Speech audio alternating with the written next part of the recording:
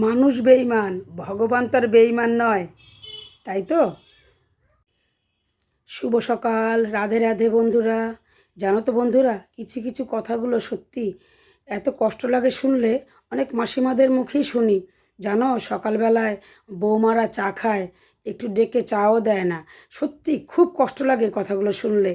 তাই আমি অনেককেই বলি আমাদের বাড়ি চলে আসবে, আমি খুব খুশি হব তোমাদের সেবা দিতে পারলে।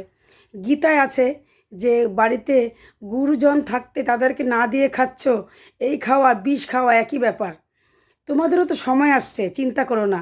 ভগবান তো বসে আছেন, যেমন কর্ম তেমন ফল দেওয়ার জন্য। যেমন করছো তেমন পাবে। তোমরাও দুয়ারে দুয়ারে ঘুরবে, পাবে না খাবার। বলে কি, অনেক মাসিমারাই বলে বাড়িতে এক বউ দু বউ বা তিন বউ থাকতে বলে জানো চা বানিয়ে খায় সকালে, একটু ডেকে চাও দেয় না। যদি বলি যে একটু চা দাও, বলে আরেক ঘরে যে খাচ্ছ সেখানে বলো গিয়ে। হায় রে ভগবান, শুনলে খুব কষ্ট লাগে মনের মধ্যে, জানো। তোমরা রেডি হয়ে থেকো, তোমাদেরও তো ঘরে সন্তান আছে, চিন্তা করো না। তোমরা এরকম দুয়ারে দুয়ারে ঘুরবে, খাবার পাবে না। রাধে রাধে, তাই তো? হরে কৃষ্ণ, জয় রাধে। এইসব হচ্ছে কুলাঙ্গার সন্তান। ছেলে ঠিক থাকলে বৌমারা কি পারে ওরকম করতে?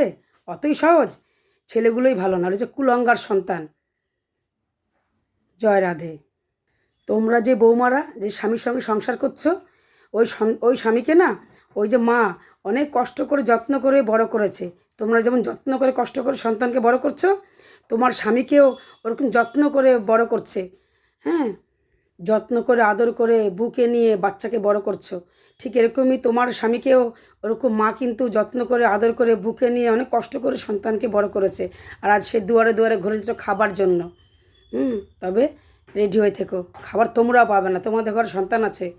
কারণ বাবা মাই তো শিক্ষা দীক্ষার গুরু।